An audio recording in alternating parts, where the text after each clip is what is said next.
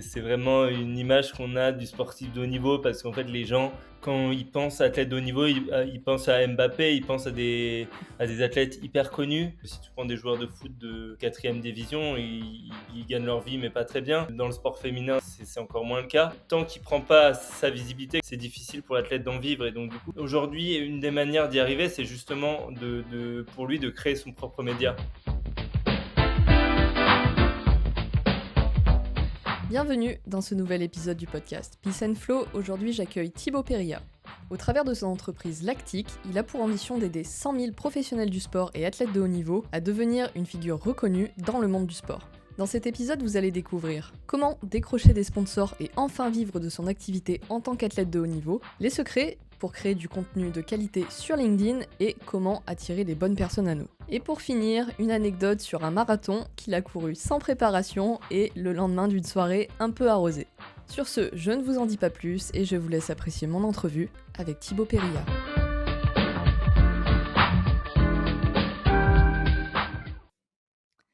Bonjour Thibaut, merci d'avoir accepté mon invitation.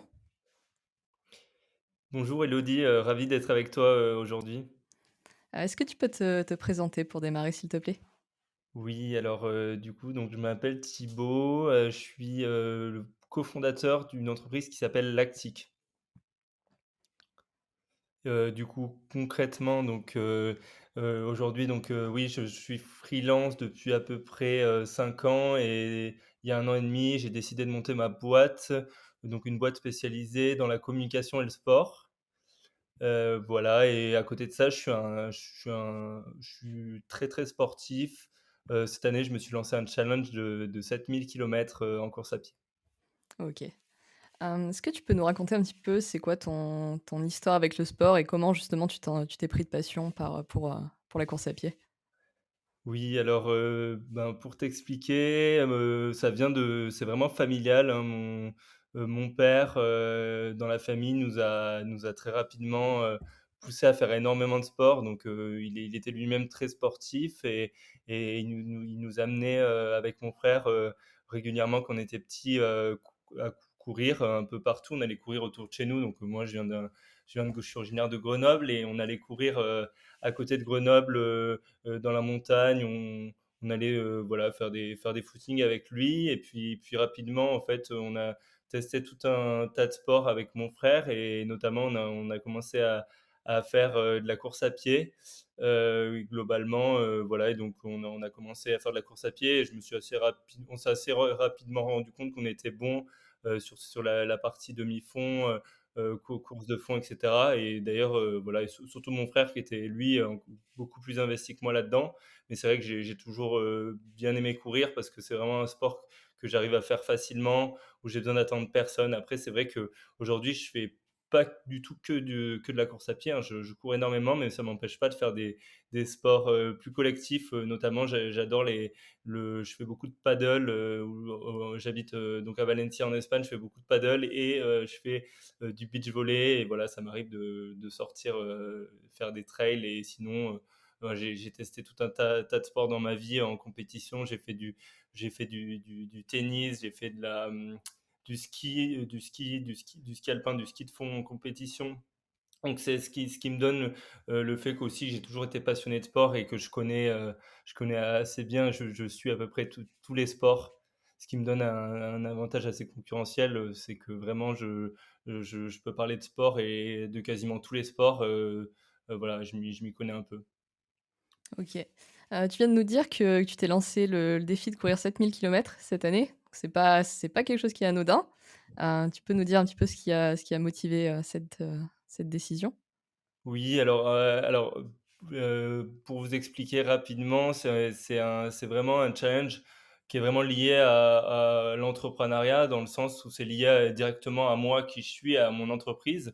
Pourquoi ce challenge? C'est vraiment pas pour devenir le champion du monde de marathon comme mon frère, mais vraiment parce que j'ai vraiment envie de me prouver que d'une part, je suis capable de dépasser mes barrières mentales et en fait que je me mets pas de limite dans le sport.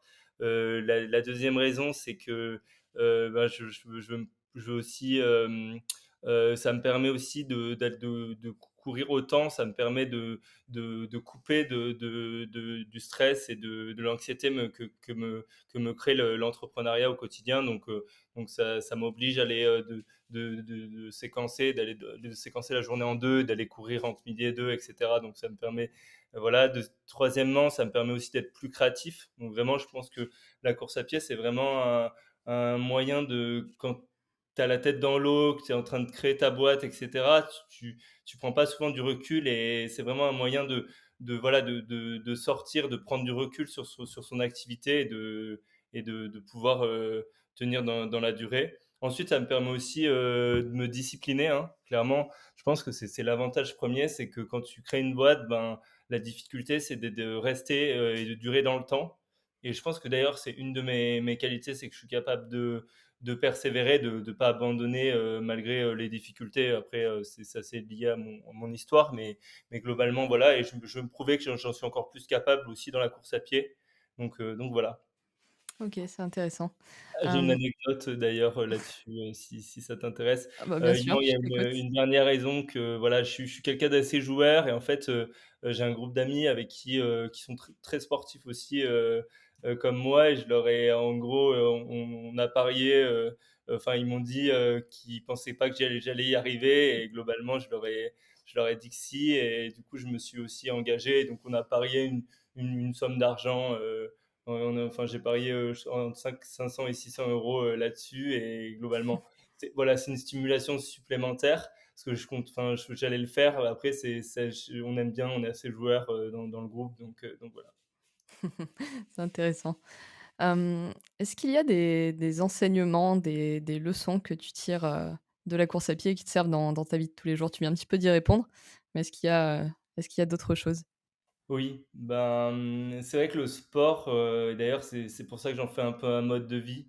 C'est que je considère que ça permet d'apprendre tout un tas de qualités qui servent, dans l'entreprise et dans l'entrepreneuriat. Bah, c'est le fait d'être, persévérant, d'être, de la capacité à continuer à rebondir sur les échecs, à jamais s'arrêter malgré le temps, la température, les blessures aussi, hein. Ça m'arrive d'avoir des douleurs et voilà, je suis obligé de réduire, de courir moins vite, par période. Il y a des fois où j'ai pas envie d'y aller, ben, ça m'apprend toute cette partie de voilà, d'être constant et dans la durée, dans le temps, c'est nécessaire. Ensuite, ça apprend la résilience. Je pense que c'est une des qualités assez fortes que j'ai aussi pas mal appris avec mon parcours scolaire et ma vie, hein, en général. Mais voilà, le fait, voilà, il y a des jours où on est bon, il y en a d'autres on est moins bon et même si on rate, on recommence. Donc voilà. OK. Est-ce qu'à plus, on va dire moyen long terme, tu as d'autres, défis en tête, des choses que tu aimerais réaliser, en lien avec le sport? Non, alors je me mets pas les défis viennent d'une année sur l'autre. Là, c'était pas forcément prévu. Je suis quelqu'un qui est assez dans la j'ai une idée, je me dis: «Beh, j'y vais» et j'attends pas en fait. Je vais pas prévoir des années à l'avance des défis sportifs, du moins c'est un de mes premiers défis sportifs, et c'est vrai que c'est plus le fait de partager des choses avec des amis ou des choses comme ça qui me stimulent en général. Par exemple, si je pense refaire le marathon de Valencia l'année prochaine, mais c'est parce que j'ai des amis qui le font et en fait, j'ai déjà fait plusieurs fois et je me dis pas, c'est un objectif pour moi de le faire. Peut-être que si je commence à progresser et à redevenir très bon en course à pied, je me remettrai des objectifs de course, mais c'est pas forcément une nécessité pour moi aujourd'hui. J'arrive à garder la motivation dans cet objectif, pas que parce que pas parce que je cherche à atteindre une performance, mais parce que c'est un objectif qui est lié à mon entreprise dans le sens où en fait j'ai envie de faire des choses, de montrer aussi aux athlètes et aux sportifs qu'on peut décrire son activité sportive et que ça peut servir pour justement sur les réseaux sociaux, sur LinkedIn, pour attirer des opportunités. Donc j'ai envie de montrer aussi que moi, ben, je suis capable de faire ce que je dis et c'est une manière de le documenter et voilà, cet objectif, il est aussi lié à ça. OK. Est-ce que Tu c'est clair? C'est très clair. Tu nous as parlé de ton entreprise, lactique. Est-ce que tu peux nous parler un petit peu de comment est née cette aventure-là? Oui, alors cette aventure, en fait, à la base, pour t'expliquer, c'est assez enfin, c'était pas forcément prévu et c'est vrai qu'il y a, mon frère jumeau, donc d'un camp, était rentré des États-Unis, donc il a fait un master là-bas et en fait, en rentrant, il a repris enfin, il commençait à avoir à avoir un bon niveau en course à pied et c'était une période où il hésitait en fait entre, tenter sa chance en tant que pro et finalement, prendre une voie un peu plus, une carrière un peu plus professionnelle dans les entreprises et on se rendait compte, enfin, que c'était difficile de faire les 2 en même temps et moi, en fait, à l'époque, je l'avais beaucoup poussé à faire ça parce que je m'étais dit: «On n'a qu'une vie, c'est ta passion, tu as un niveau, qui te permet de tenter de le faire» et c'est vrai que c'était assez stressant et même nos parents lui disaient que c'était pas forcément une bonne idée. Il était pris dans un VIE à Londres et cetera. Il avait des opportunités de travail et en fait, il a fait ce choix-là et moi, ça m'a enfin, en fait, je me suis donné un peu cet objectif, hein, vu que je bossais en tant que freelance et que j'avais des compétences là-dedans, je me suis dit: «Mais en fait, il a fait ça, je vais voir comment moi je peux l'aider parce que j'ai envie de l'aider, j'ai envie qu'il vive de son sport, j'ai envie qu'il réussisse et du coup, c'est une manière de finalement de l'aider, lui permettre de réussir dans son sport et donc du coup, j'ai commencé à tester un peu finalement, hein, je fais du gros de l'acquisition, à tester des manières de cibler des entreprises, de des sponsors pour essayer de lui attirer voilà, des sponsors et de l'argent pour lui financer sa saison. Et donc, j'ai testé pas mal de choses et notamment, c'était une période où je commençais à être assez présent sur LinkedIn et j'utilisais beaucoup ce canal-là personnellement en tant que freelance. Et je me suis dit, mais en fait, je devrais peut-être essayer de faire quelque chose, c'est vraiment essayer de storyteller son histoire, raconter son histoire pour en fait marquer les gens et générer de l'émotion autour de valeurs qui nous représentent, de persévérance, de courage, de combat, etc. Et en fait, ça a énormément touché des chefs d'entreprise, cette histoire-là que j'ai racontée sur LinkedIn. Elle a fait plusieurs fois plusieurs millions de vues hein, sur LinkedIn grâce à ça. Et en fait, ça a bien marché parce que j'ai réussi à lui trouver plusieurs sponsors. Et suite à ça, petit à petit, aujourd'hui, entre les sponsors que je lui ai trouvés, ceux qu'il a trouvé par lui-même, d'équipementiers et cetera, il arrive à bien vivre de son sport. Et je me suis dit: «Mais en fait, vu que c'est un vrai problème en France pour les athlètes et que c'est pas du tout le seul dans ce cas-là et que je le savais très bien» et je me suis dit: «Mais en fait, pourquoi pas, lier ma passion pour le sport, mes compétences pour essayer de résoudre finalement ce problème?» Et donc OK. du coup, petit à petit, j'ai essayé de monter, donc j'ai commencé à prendre plusieurs athlètes et cetera pour les aider et voilà et je me suis rendu compte que c'était pas enfin, j'ai eu plusieurs échecs, j'ai rebondi, j'ai essayé pas mal de choses et en testant, j'en suis venu au fait que ces athlètes, ils n'avaient pas de moyens, ils n'avaient pas d'argent, mais que s'ils apprenaient et ils se formaient en fait à écrire, à raconter leur histoire, à raconter leur expérience, ils allaient pouvoir toucher en fait des décisionnaires de chefs d'entreprise qui se retrouvent sur LinkedIn parce que finalement c'est le réseau social où il y a les décisionnaires et donc en le fait de leur apprendre à faire ça, ça leur permettrait de trouver des entreprises et donc du coup c'est comme ça que petit à petit je pouvais pas le faire tout seul et que j'ai recruté aujourd'hui, Pauline, mon associée qui bosse avec moi et qui sur le projet. Donc voilà. OK, c'est intéressant. Voilà et donc du coup là aujourd'hui on a plusieurs services, hein, autour du sport et pas seulement un service, pas seulement un service pour les athlètes, on a plusieurs services, un service pour les athlètes, un service pour les professionnels du sport, les indépendants dans le sport, c'est-à-dire tous les gens qui proposent un service ou un produit dans le sport et qui cherchent à mieux communiquer, sur LinkedIn, en fait, pour générer des opportunités, gagner en notoriété et vivre de leur passion.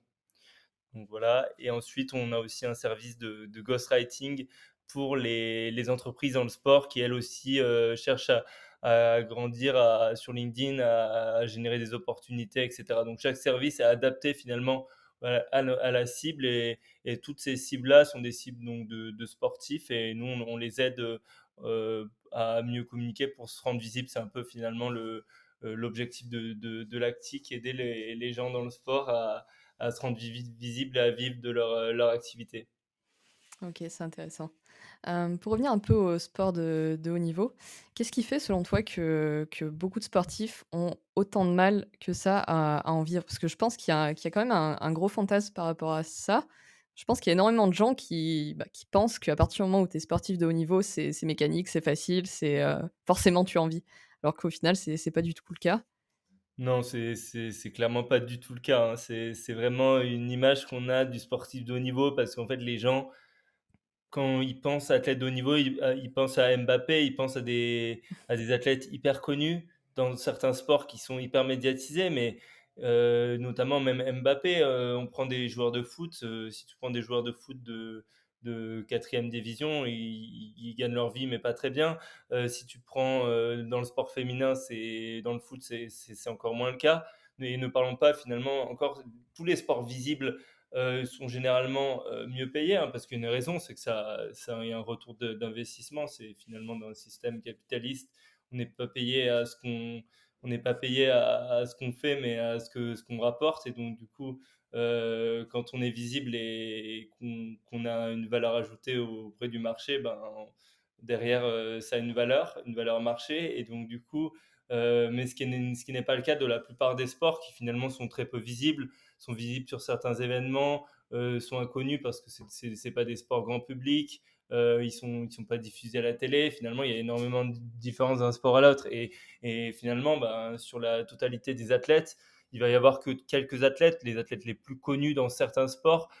Dans les sports olympiques, ça va être un athlète, soit parce que le sport il est très visible, soit parce que l'athlète a gagné de multiples médailles et qu'il est devenu tellement connu et qu'on lui a donné cette visibilité-là. Mais en fait, du coup, enfin, tant qu'il prend pas sa visibilité, qu'il devient pas son propre média, et ben c'est difficile pour l'athlète d'en vivre. Et donc du coup, il a aujourd'hui une des manières d'y arriver, c'est justement pour lui de créer son propre média. OK. Donc c'est justement toi la solution que tu as trouvée, aller, chercher soi-même cette visibilité-là, autour de la création de contenu notamment. Est-ce que tu peux nous détailler un petit peu plus, cette partie-là? Enfin concrètement, comment on fait pour créer du contenu? Sur quelle plateforme? Comment on s'y prend? Alors, en général, les athlètes sont assez visibles sur pas mal de plateformes. Après, ça dépend lesquelles, mais globalement, souvent, ils créent du contenu sur Instagram. Ils ont une petite communauté sur Instagram, sur TikTok, donc sur des réseaux sociaux B2C. Maintenant, en fait, pour vivre de son sport et attirer des sponsors, une des manières, c'est de créer du contenu sur LinkedIn, parce que LinkedIn est un réseau social B2B, et notamment c'est le réseau social qui réunit les décideurs, les gens qui finalement qui ont des moyens et qui eux ont les moyens de sponsoriser l'athlète. Donc ça va être soit parce que c'est une entreprise, donc le CEO, le directeur d'une entreprise qui est prêt à s'associer à l'athlète parce qu'il se retrouve dans l'athlète, dans ses valeurs, qui va vouloir l'aider. Donc ça, c'est la première chose. Et la deuxième chose, sinon ça peut être sous d'autres formes finalement, comme la création d'une newsletter payante, et de faire payer aux athlètes, enfin aux professionnels qui, eux, ont des moyens et qui aiment les parcours d'athlètes, qui veulent en lire et qui sont intéressés par ça, de participer au financement de la vie de l'athlète. Donc, LinkedIn est un vrai canal d'acquisition qui, pour un athlète, plus que la majorité des plateformes, dans le sens où voilà, il y a les décisionnaires et il y a ceux qui payent. Donc, si l'athlète apprend à raconter ses expériences, il va créer de l'émotion, il va attirer des chefs d'entreprise, des décisionnaires qui lui ressemblent. Et en fait, derrière, bah, il a beaucoup plus de chances de négocier des sponsorings facilement. Parce que du coup, il devient connu. En fait, l'important, c'est pas d'être le plus connu, c'est d'être connu auprès de la bonne cible. Et du coup, ben, tu peux avoir des milliers d'abonnés sur Instagram. si tu plais pas aux entreprises, c'est pas intéressant. Sur Instagram, ça va être des marques, ça va être des marques B2C qui vont s'intéresser aux athlètes parce qu'elles vont vouloir en faire des égéries. Mais derrière, c'est pas du tout les seuls qui ont un pouvoir de sponsoring. Tu as tout un tas d'entreprises B2B qui ont un intérêt à associer leur image à des athlètes et aux bonnes athlètes. Et si l'athlète apprend à bien le faire, ben, ça va lui permettre de mieux en vivre. OK. Et du coup, concrètement, c'est quoi un contenu de qualité? Comment, c'est quoi un bon storytelling? J'imagine que c'est pas forcément inné, c'est quelque chose qui s'apprend. Donc, comment on développe ça? Et ben, du coup, bah, ça, c'est finalement, c'est apprendre donc du coup, apprendre à maîtriser les du coup, un athlète n'a pas forcément des bases, marketing et notamment des bonnes bases en copywriting, en storytelling et donc du coup, nous, en fait, où on va les former, c'est qu'on va leur donner ces bases, on va leur apprendre à faire du bon storytelling, du bon copywriting, à trouver une ligne éditoriale, à savoir quoi raconter et comment, à trouver ouais, des idées et à utiliser les bons outils pour être efficace dans le temps. On va aussi l'aider, derrière à voilà, on va lui donner des exercices pour que l'athlète il puisse, petit à petit et qui sortent de son syndrome de l'imposteur et qui se disent: «Bon, maintenant je vais poster, je sais quoi raconter, et je sais comment le raconter pour que les gens le lisent». Ensuite, on lui apprend aussi à se différencier, à raconter ce qui est spécial chez lui parce que finalement d'un athlète à l'autre, ben, il y a chaque athlète a des spécificités, même dans un sport, finalement, dans ce qu'il est et cetera et en fait, en étant authentique, en racontant des histoires vraies, mais finalement marquantes, c'est différenciant, ça va plaire aux chefs d'entreprise. Et voilà, et l'avantage d'un athlète par rapport à la majorité des gens, c'est d'une part, enfin d'un athlète connu, enfin c'est qu'il est le meilleur dans son sport, donc des choses intéressantes, il en a forcément à en dire. Quand il va donner des tips sur son sport, ça va intéresser les gens. Quand il va raconter ses expériences, ben il a plein d'expériences à raconter. Et donc ça, en fait, il vit des choses. Donc le fait de vivre des choses, ben, c'est forcément beaucoup plus facile de raconter des choses. Et ça, c'est voilà, la grosse plus-value d'un athlète. Et derrière, bah, quand l'athlète il va attirer des chefs d'entreprise, des décisionnaires dans son réseau, bah, il n'a plus qu'à soit les attirer, soit échanger directement avec eux et il peut voilà, attirer des sponsors qui vont lui permettre petit à petit d'en vivre. Voilà, OK. ça demande de la régularité et ça prend un peu de temps, hein. C'est pas de la magie, mais globalement, c'est vraiment quelque chose qui fonctionne. OK. Du coup, est-ce qu'il y aurait, plusieurs types de contenus à produire, plusieurs, contenus qui auraient des objectifs différents? Donc ce que je veux dire par là, ça va être, par exemple, est-ce qu'on doit faire du contenu qui va avoir pour but de toucher un maximum de personnes? Après du contenu qui va s'adresser plutôt justement aux sponsors et qui va être spécifique à eux pour créer un lien de confiance, par exemple? Alors, pour moi, l'objectif d'un athlète, c'est pas forcément comme c'est pour ça que d'ailleurs que notre formation athlète et notre formation, heu, indépendante du sport n'est pas la même. C'est que son objectif, ça va pas être d'entre guillemets «de générer un client». C'est plus d'arriver à s'entourer de gens qui lui ressemblent et qui se retrouvent dans son sport, dans ses expériences, dans ce qu'il est, dans son vécu, en fait. Donc du coup, c'est beaucoup de personal branding et après c'est des tips sur son sport et ça, c'est son expertise. La différence entre un athlète et un entrepreneur, bah, l'athlète, son expertise, c'est quand même ça reste son sport. Il va pas les vendre il va pas les vendre une activité. Après, il a il a des choses à vendre dans ce qu'il raconte et dans sa manière d'écrire et dans ce qu'il est, mais il va pas vendre, il va pas vendre une expertise. Il est son propre produit et du coup, il vend voilà ses capacités d'écriture dans ce qu'il raconte. Il vend finalement bah, son histoire et son expérience, ses valeurs. Et en fait, en vendant ses expériences, ses expériences, etc., derrière, bah, les entreprises vont être intéressés de s'associer à lui. Voilà, finalement, c'est de l'inbound marketing, hein, il va attirer à lui des décisionnaires et puis après, il a plus qu'à soit les décisionnaires ou les contacts directement, soit derrière l'athlète, on lui apprend aussi à contacter les décisionnaires dans son réseau pour obtenir des rendez-vous et derrière négocier des partenariats avec les entreprises. OK, c'est ce que j'allais te demander justement. Est-ce que l'athlète doit attendre ensuite une fois que sa visibilité est établie ou est-ce que tu recommandes aussi de démarcher? Donc Je concrètement, comment on démarche, de la bonne manière? C'est quoi un petit peu la stratégie à adopter? Ouais, ouais, bah, alors, ça, c'est vraiment du coup, cette partie plus outreach, donc prospection. Alors, c'est un athlète, hein, je ne vais pas non plus, le former à créer des séquences d'emails et cetera.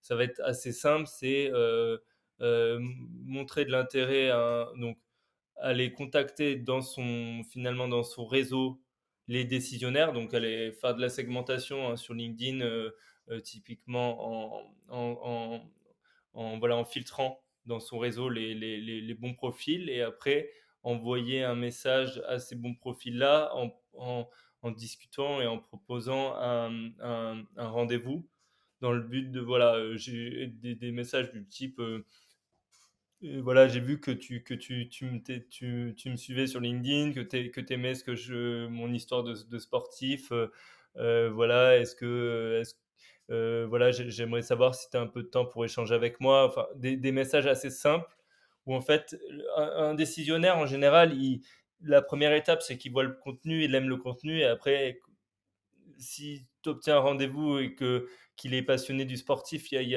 a pas mal de chances qu'il veuille aider le sportif et qu'il se retrouve dans le sportif parce que voilà, la première étape a déjà été faite, quoi, globalement. OK.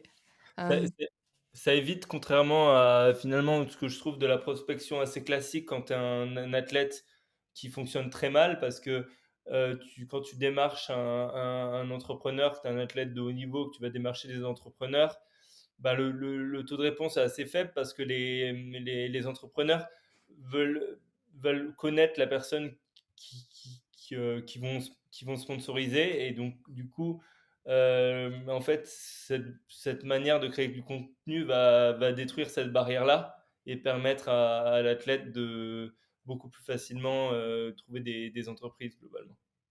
OK. Si on se place du point de vue des marques maintenant, c'est quoi les principaux bénéfices pour elles de s'associer à un sportif? Alors, en B2B tu parles ou en B2C? En général. Là, ce serait plus en B2C du coup? OK. Alors, pour du B2C, ben, un athlète de haut niveau, clairement, est porteur enfin, par son niveau, il est hyper influent auprès des sportifs de son domaine et il va influencer très, très, très fortement les gens à utiliser le produit. Donc typiquement, enfin, je vois, par exemple, mon frère a plusieurs, marques, B2C avec qui il travaille et globalement, l'avantage d'un sportif, c'est que même avec une petite communauté, il a un gros engagement. Il a un gros engagement et les gens qui le suivent vraiment parce qu'ils se retrouvent très fortement, dans son niveau et du coup, il va influencer très fortement les gens à utiliser un produit et donc du coup, le fait, de l'utiliser comme égérie sur les réseaux sociaux, donc en B2C, ça peut être avec du contenu B2C en portant la marque, en parlant de la marque, en montrant la marque et cetera. Donc ça, c'est un impact très fort. En B2B, moi, c'est plus sur des valeurs et sur l'histoire. Sur LinkedIn notamment, venir se connecter à un athlète et à ce qu'il raconte.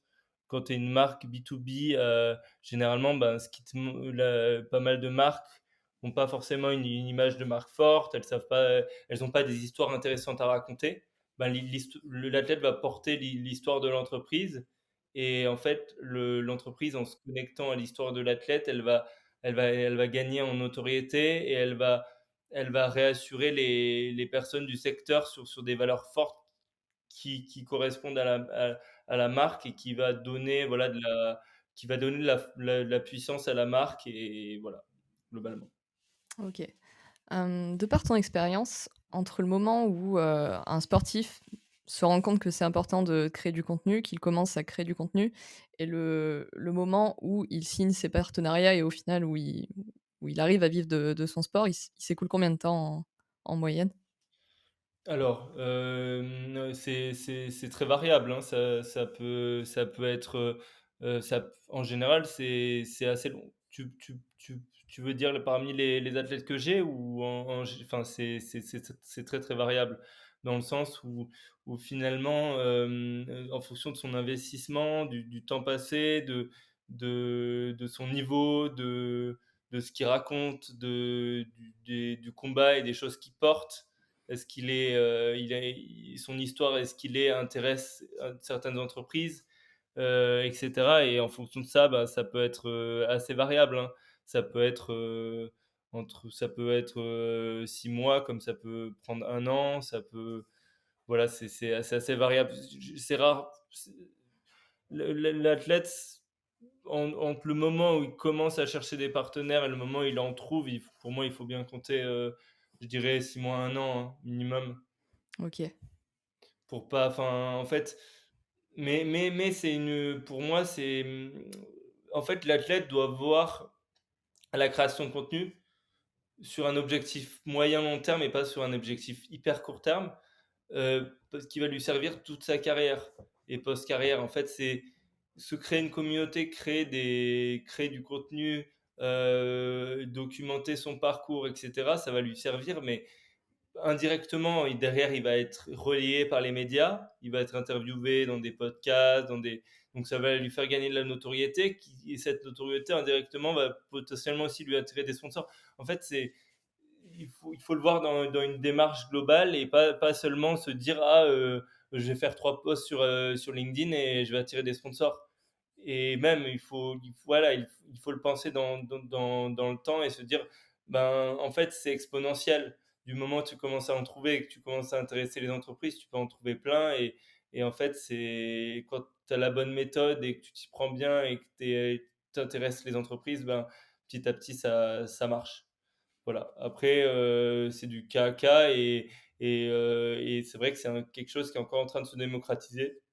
Le sponsoring sportif, je trouve qu'en France, ça se fait encore peu, hein, et je pense que c'est encore un marché en pleine expansion, et je pense que ça va prendre avec les JO, ça risque de prendre de la valeur avec le fait que les gens, commencent à se rendre compte du problème que les athlètes ont du mal à en vivre.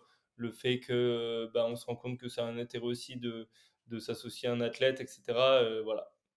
D'ailleurs, et du coup, c'est pour ça que nous, en fait, pour les athlètes qui viennent chez nous, on leur promet pas de trouver enfin, on leur dit: «Si vous le faites bien, vous allez trouver des sponsors», mais en fait, nous, on fait plus de sponsoring dans le sens où c'est plus nous qui gérons les partenariats. Nous, on aide les athlètes à communiquer et à attirer des entreprises, à développer leur communauté, à mieux s'exprimer, à mieux communiquer, en fait, voilà, en fait, on lui apprend tout ça à l'athlète, et c'est quelque chose qui va lui servir aujourd'hui comme toute sa vie, et qui s'il le fait bien, voilà, on lui permettra d'avoir des retombées en termes économiques et en termes d'opportunités. Donc voilà, nous, on s'est vraiment spécialisé sur cette partie communication, personal branding, création de contenu, et on est finalement une école, enfin, pour les athlètes, on est une communauté, et du coaching. On fait de la communauté, une coaching pour aider les athlètes à créer un média et à le monétiser.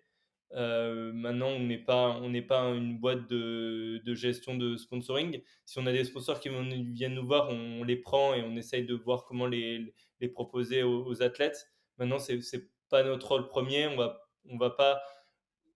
En fait, s'il y a des besoins, il y a des entreprises qui nous demandent, on a un pool d'athlètes, on fait la mise en relation. On s'occupe plus de gérer, en fait, cette partie athlète-entreprise. On n'est pas une boîte de sponsoring sportif, globalement. OK. Est-ce qu'il existe pour les athlètes de haut niveau d'autres manières de vivre de leur activité sans autre que le sponsoring? Alors, via le média, donc ce que je disais tout à l'heure, il y a quelque chose que, l'athlète peut faire, c'est que quand il commence à croître, sa communauté commence à grandir, qu'il intéresse les gens, c'est se développer monétiser sa communauté avec un média payant. Donc un média payant, par exemple, nous, ce qu'on a mis en place avec certains athlètes, et qu'on essaye de faire, de voir avec les entreprises d'ailleurs, de proposer, aux professionnels dans l'entreprise de, s'abonner, à l'année à la newsletter d'un athlète et de payer donc, c'est en soi une petite somme qui permet à l'athlète, bah, avec si beaucoup de gens commencent à s'intéresser et à suivre la newsletter payante, bah, financer son sport. Et pour le professionnel dans le sport, bah, c'est suivre un athlète, suivre son parcours, être inspiré par ce qu'il raconte et c'est tout ça. Donc ouais, c'est clairement grâce à l'écriture et aux médias et à la création de contenu, c'est en tant qu'athlète, on a une vie intéressante et des choses intéressantes à raconter. Bah, si on sait l'écrire, on devient notre propre média et on peut le monétiser. Donc ça, c'est la deuxième chose, qui permet à l'athlète de vivre de son sport. OK. Tu nous as dit que tu accompagnais aussi des indépendants du sport, pardon. C'est quoi les principales différences, en termes de stratégie, d'acquisition par rapport à des sportifs de haut niveau? Alors, un indépendant dans son sport, il va vendre son expertise et en fait, il va pas seulement, enfin, l'objectif d'un indépendant dans le sport, ça va pas être les mêmes exemples, ça va pas être la même, il va pas raconter uniquement son expérience, mais il va aussi raconter son expertise. Donc on lui apprend aussi à raconter son expertise, on lui montre comment, se vendre et c'est une manière différente de se vendre finalement. Il y a beaucoup de choses qui vont être communes. Le copywriting, le storytelling, c'est des choses communes. Maintenant, c'est la manière de le faire et à qui s'adresser et comment, dans quel but. Donc, c'est comment mettre en place aussi son profil pour derrière transformer et attirer des entreprises vers son service. C'est voilà, la manière de présenter et les choses qui vont être racontées qui sont différentes. Il y a beaucoup de choses qui se rejoignent, mais voilà. C'est un peu différent. OK. Maintenant, j'aimerais bien qu'on parle un petit peu de la structure de ton entreprise, enfin, comment ça fonctionne, on va dire au jour le jour. Aujourd'hui, combien vous êtes dans l'équipe et c'est quoi un petit peu le rôle de chacun? Alors, aujourd'hui, on est 2 dans l'entreprise et on commence à travailler avec des freelances. C'est encore le début, mais on est 2 et puis après on a des prestataires et des freelances, mais voilà, on est que 2, donc Pauline et moi. Donc moi, je gère voilà, on est quand même encore une petite entreprise, hein, donc on fait tous les 2 beaucoup de choses. Typiquement sur la communication, sur LinkedIn, bah, on en fait tous les 2. On a tous les 2 des spécificités et des qualités différentes, mais globalement, moi, je gère plus la partie acquisition, donc la partie, acquisition, et cetera, et Pauline gère plus la partie organisation et toute la partie, ouais, toute la partie organisation, création des produits de l'intérieur, en fait. OK, Donc c'est par exemple, pour nos formations, c'est elle qui tourne les formations, c'est elle qui gère le produit. Moi, je vais gérer, le site, l'acquisition, la création. Par exemple, là, on est en train de développer, de vendre notre formation. On est en train de créer un tunnel de vente. Ben, c'est moi qui vais gérer plutôt le tunnel de vente.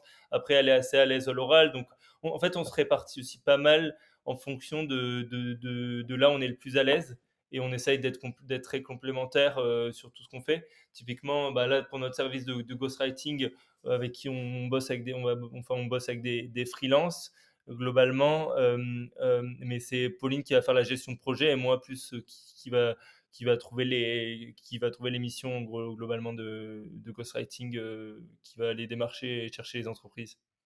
OK. Donc voilà, Du coup vraiment plus la partie, acquisition et elle la partie, ouais, gestion de l'intérieur de gestion de la boîte. OK. Et du coup, freelance, c'est plus sur la partie ghostwriting, tu me disais? Alors, en fait, ouais, globalement, on a des enfin, en gros, on a lancé ce service assez récemment parce que c'est vrai que finalement, il y a vraiment un besoin et en fait, une entreprise, ben, elle a généralement, le fondateur n'a pas le temps et l'expertise pour bien communiquer et pourtant, sur LinkedIn, pour son service, B2B ou même B2C et nous, en fait, on l'aide à prendre la parole et en fait, on lui libère donc déjà de cette tâche-là et surtout on essaye de faire en sorte voilà, de mettre en place une stratégie, une ligne éditoriale qui soit très efficace. Et après, on va vendre un nombre de postes à la semaine, au mois, aux entreprises. Donc, c'est Pauline qui va gérer la partie gestion de projet. On va prendre un freelance sur la partie opérationnelle, création des postes, et puis on est en backup au cas où, parce qu'on voilà, c'est aussi notre expertise à nous, mais globalement, voilà, sur la partie agence, on commence à travailler avec des freelances, et après sur tout le reste, ben, quand on a besoin, on fait appel à un prestataire, mais pour le moment, on gère la majorité des choses nous-mêmes, sur tout ce qu'on est en train de développer. OK. Aujourd'hui, vous accompagnez combien de personnes au total si on réunit les 3 services? C'est assez compliqué parce que du coup, sur les athlètes de haut niveau, on en a aujourd'hui, on a une dizaine d'athlètes qui sont dans notre communauté. On est en train d'en faire entrer des nouveaux, et cetera. Après, sur la partie formation, on a vendu des formations, mais c'est encore le début. On n'a pas encore lancé tout notre tunnel de vente, mais on en a vendu un certain nombre. Et sur la partie ghostwriting, une première entreprise, enfin, on a 2 entreprises avec lesquelles on bosse. Et puis là, on est en train d'en négocier et de travailler avec des nouvelles. Donc voilà, tu vois, c'est assez variable. Sur la partie vente de formation, bah, tu vois, c'est des formations, les gens l'achètent à l'unité. Et je peux pas dire que c'est vraiment, enfin, c'est des clients, mais ils achètent une formation digitale. Et puis on souhaite aussi développer à terme un bootcamp pour les indépendants dans le sport qui ont besoin d'aller plus loin dans leur accompagnement et qui cherchent pas juste une formation digitale, mais qui ont besoin d'être accompagnés sur plusieurs semaines pour se lancer. OK. Voilà. Est-ce que tu peux développer un petit peu plus, justement comment les tunnels sont construits? Quelle est un peu ta stratégie d'acquisition? Comment les gens te découvrent et décident de Ouais, travailler avec toi? ouais, ouais. Alors, sur la partie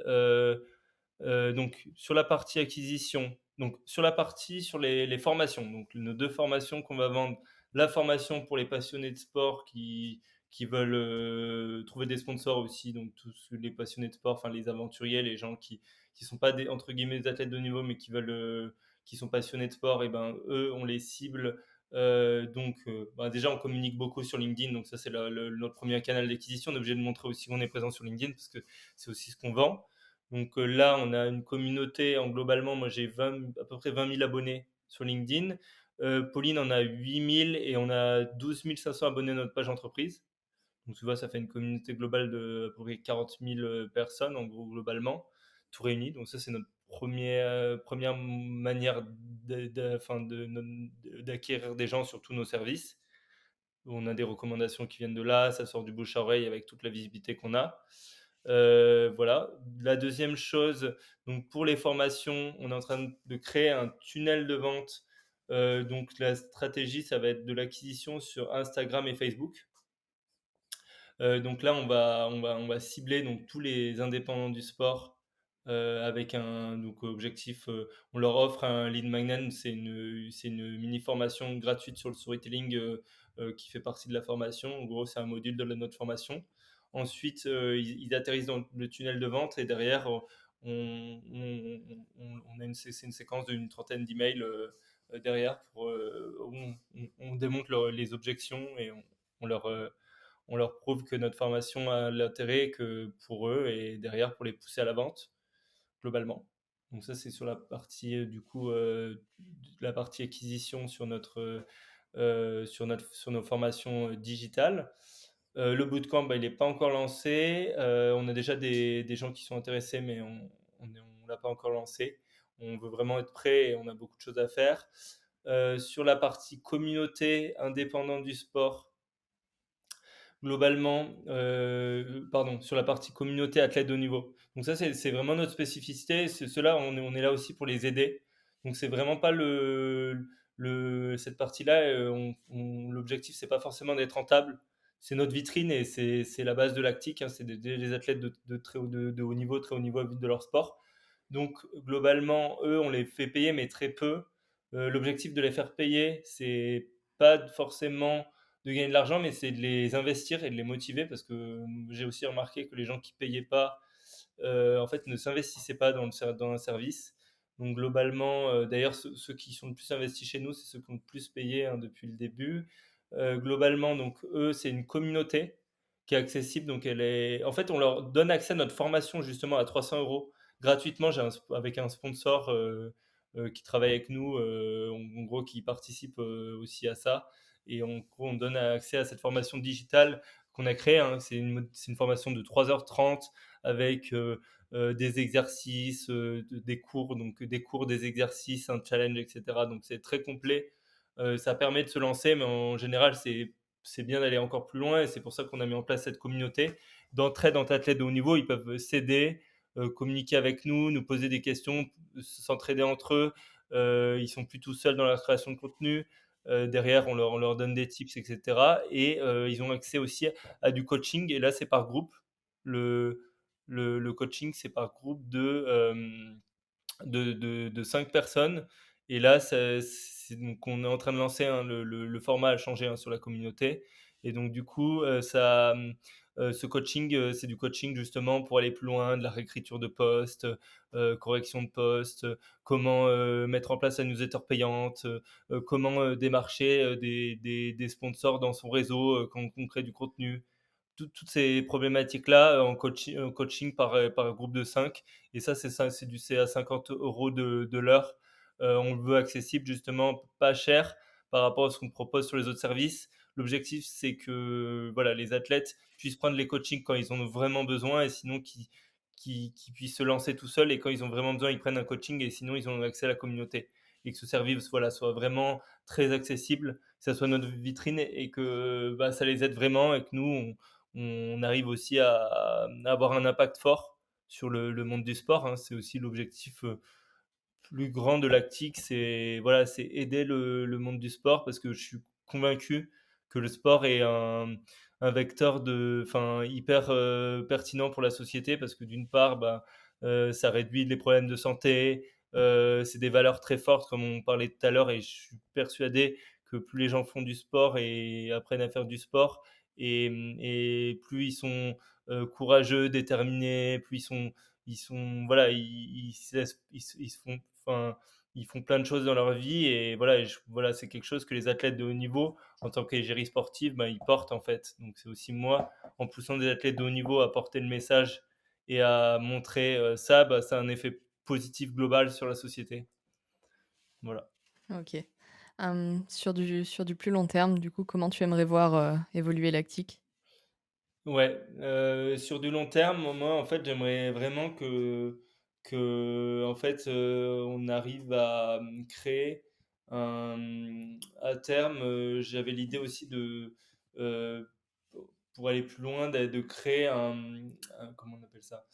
De créer, un un fonds de dotation pour athlètes, pour aider aussi pour qui financerait certains athlètes, pendant leur carrière, pour les libérer, et voilà, essayer de créer un fonds, donc d'avoir une énorme communauté, d'être porté par beaucoup de gens, et arriver à créer ce fonds qui permette aussi aux athlètes de vivre de leur sport.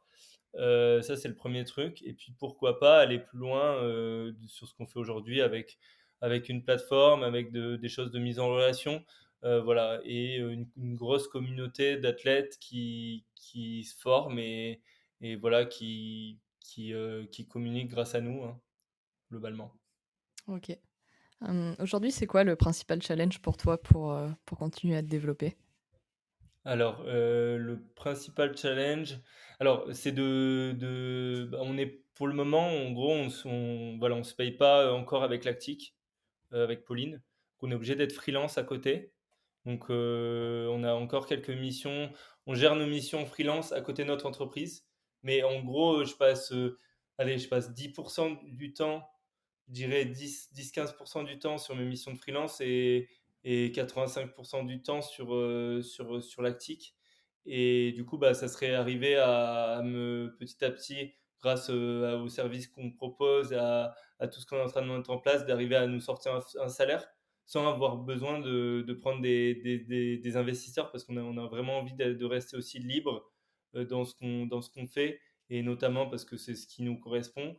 Et donc du coup, ça serait d'arriver à petit à pouvoir se payer, se libérer un peu cette charge mentale de devoir se dire: bah, nous aussi on doit travailler à côté et on doit, enfin, on doit faire autre chose à côté de Lactique, même si ça rejoint, hein, on fait de la communication, donc finalement c'est mais arriver en fait à bosser que plus que pour des entreprises dans le sport et que ça soit tout lié à Lactique et qu'on sorte un salaire suffisamment élevé pour pouvoir nous, globalement, bien vivre et arriver à faire une entreprise qui soit rentable et surtout qui a un impact très positif, sur le monde du sport, globalement. OK. Donc voilà, je ne sais pas si tu avais des questions peut-être plus précises autour de ça, mais globalement, c'est à peu près ça. OK.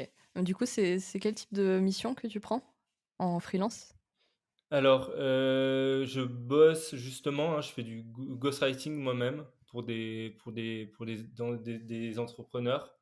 Des entrepreneurs et ouais, voilà, du coup, je fais beaucoup de ghostwriting. Avant, je faisais plus toute cette partie outreach, hein, où j'étais spécialisé là-dedans, mais c'est vrai que maintenant, c'est lié à Lactique et je veux vraiment, voilà, que ce soit mon expertise autour de ça, donc je fais beaucoup de ghostwriting, voilà et du coaching aussi. Je coach des entrepreneurs. Ça peut être du coaching LinkedIn, du coaching sur de la prospection, du coaching. Je fais tout un tas de coaching. C'est quelque chose que j'aime bien faire et voilà qui me prend en général pas mal d'énergie, mais que j'aime bien faire et que je fais assez souvent au quotidien. Donc voilà. OK. Et hormis Lactique, est-ce que tu as d'autres, projets entrepreneuriaux? Alors, oui, enfin, c'est plus un side project, mais qui est pas du tout justement encore, ça c'est vraiment quelque chose qui est pas forcément une volonté à de devenir, rentable et voilà, c'est que j'ai lancé une newsletter qui s'appelle, La Revanche des 10. Donc en gros, en fait, moi-même, je suis dyspraxique et en fait, quand j'étais jeune, c'était quelque chose que j'ai assez mal vécu et j'ai pris du temps avant de vraiment prendre confiance en moi. Aujourd'hui, enfin, j'ai hyper confiance en moi et en fait, je me suis rendu compte que c'est pas le cas de beaucoup de 10. Donc les 10, c'est tout ce qui est dyspraxie, dysphasie, c'est un handicap invisible, je sais pas si tu connais, mais en gros, Tu peux c'est voilà, c'est expliquer? un handicap invisible, chez les jeunes et en général, c'est assez mal vécu en enfant et il y a pas mal de voilà, d'enfants qui arrivent pas qui réussissent mal dans la vie, qui ont pas confiance en eux, qui voilà et ben, là, en gros, c'est des témoignages, en fait, donc c'est une newsletter déjà. Aujourd'hui, c'est une newsletter, une communauté. Donc dans cette newsletter, on enfin, en fait, avec Victoria, hein, qui m'a rejoint dans le projet, qui elle, justement, s'occupe aujourd'hui d'écrire les newsletters. En fait, on va raconter faire des témoignages de 10 qui ont très bien réussi dans leur vie pour inspirer ces enfants et ces jeunes 10 qui eux sont en manque de repères, en gros, globalement. OK. Est-ce que tu Et peux juste expliquer ce que c'est que la dyspraxie? Pour ceux ouais, qui ne sauraient alors, pas ce que c'est? en gros, la dyspraxie, c'est un trouble d'apprentissage qui est lié, en fait, c'est très compliqué pour donner des exemples, pour un dyspraxique, c'est très compliqué quand tu es petit d'apprendre à laisser tes chaussures ou à reproduire des formes ou en fait, c'est tout ce qui est lié à l'espace, à la coordination des mouvements et cetera, mais qui est pas du tout lié à l'intelligence et du coup, mais qui a un vrai impact du coup au quotidien enfin surtout quand on est jeune, hein, parce qu'après on apprend aujourd'hui pour moi c'est plus du tout un problème, mais on apprend à passer par-dessus, mais c'est voilà, c'est un problème, quand on apprend par exemple à écrire, bah, en fait c'est très compliqué d'écouter au tableau et en même temps d'écouter une prof au tableau et en même temps d'arriver à écrire. Donc voilà, c'est ce genre de choses, sur lesquelles ça bloque et donc du coup, il y a tout un tas, hein, de 10, hein, du coup, c'est la dyspraxie, mais après tu as la dysphasie, la dyslexie et cetera et donc c'est des troubles qui sont finalement, mmh, pas vraiment des handicaps, mais enfin, en tout cas, c'est une manière c'est en général, ben, tu es un peu différent, du coup, tu fonctionnes différemment et donc du coup, ben, tu pas forcément adapté à un système scolaire très classique. Voilà, après du coup, il faut arriver à compenser et voilà et donc du coup, c'est vrai que c'est quelque chose qui touche pas mal de jeunes. OK. Du coup, tu aurais la volonté de sensibiliser au travers de ce projet-là? Ouais, bah, du coup, je le fais déjà, donc en gros, c'est une communauté, on a à peu près, 2 510 abonnés à la newsletter. On a, 2000 500 personnes, dans la communauté sur LinkedIn, on a 1 500 personnes qui nous suivent sur Facebook et on a une communauté, donc on a un Discord, avec actuellement une centaine de personnes et en fait, on vient de proposer un service c'est pas vraiment un service, hein, c'est plus du bénévolat du coup, mais où en fait, on essaye de mettre en relation des adultes qui ont réussi, qui viennent faire du mentoring, des enfants 10 pour les accompagner dans leur vie. Parce qu'en fait, ils ont vécu leurs problèmes et du coup, ils sont plus à même de les soutenir et de les aider à accomplir leurs rêves, quoi, globalement. Donc voilà. OK. Pour conclure cet épisode, j'ai 3 petites questions rapides à te poser. OK. La première, c'est est-ce qu'il y a un livre qui t'a particulièrement marqué durant ta vie? Un livre qui m'a particulièrement marqué. Est-ce que tu connais Le Monde de Sophie, peut-être? Non, Non? c'est Enfin, je suis assez, enfin, quand j'étais petit, j'aimais beaucoup tout ce qui était philosophie et voilà, c'est la découverte d'une petite fille, qui, pendant, enfin, en fait, c'est un monde, c'est pas un monde réel, mais du coup, elle découvre la philosophie à travers des récits et cetera et voilà et c'est vrai que j'aime beaucoup en fait, la philo enfin, c'est vrai que ces dernières années, je lis de moins en moins. C'est pas forcément quelque chose je prends le temps de faire. Je lis beaucoup en ligne, des articles sur mon secteur d'activité, des choses comme ça, mais je lis de moins en moins de livres et je prends pas forcément le temps d'énormément lire et donc du coup, c'est vrai que c'est quelque chose qu'il faudrait que je fasse plus, mais ouais, que je fais pas énormément, globalement. OK. Mmh. 2e question, quel est le souvenir que tu aimerais laisser derrière toi? Le souvenir que j'aimerais laisser derrière moi, heu, ben, moi, j'aimerais me dire que j'ai contribué à aider des gens. Enfin, j'ai contribué grâce à ce que j'ai développé dans ma vie, à aider des gens, c'est dur comme question, hein. Ouais, j'aimerais me dire que j'ai contribué. Ça m'a donné du bonheur à moi de me dire que j'ai aidé des gens dans ma vie à accomplir leurs rêves, quoi, globalement. OK, que tu as apporté ta pierre à l'édifice. C'est ça. Et pour finir, est-ce que tu aurais une petite anecdote qui soit en lien avec le sport à nous raconter? Alors une petite anecdote en lien avec le sport. Ça peut être quelque chose que tu as vécu, auquel tu as assisté, ça peut être drôle, ça peut être émouvant, inspirant. Je pense que c'était il y a 5 6 ans, 6 ans, 5 ou 6 ans, ouais, 6 ans peut-être. En gros, j'avais un pote qui faisait le marathon de Paris et moi j'avais arrêté de courir. C'était une période où je courais plus du tout, j'avais pas du tout couru de l'année, 0 footing, vraiment rien et en fait, genre 2 semaines avant, vraiment sans entraînement, 2 semaines avant, il me propose, il me dit: «Viens faire le marathon», enfin, j'avais une place gratuite, je sais plus pourquoi, enfin je fais le marathon avec lui. Bon, et en gros, donc je décide de faire le marathon, sans entraînement, mais vraiment 0 entraînement et donc du coup, donc je pars, hein, enfin, du coup, je décide de faire le marathon et en fait, la veille, je me prends je me prends une cuite la veille et le lend enfin, ou l'avant-veille, je sais plus et du coup, j'arrive le jour du marathon, je suis vraiment pas en pleine forme et donc je pars avec lui, mais lui, il était quand même, nettement plus entraîné. Bon, on part sur une allure qui pour nous est vraiment enfin, pour moi qui fais, du sport à quand même un bon niveau, était assez lente.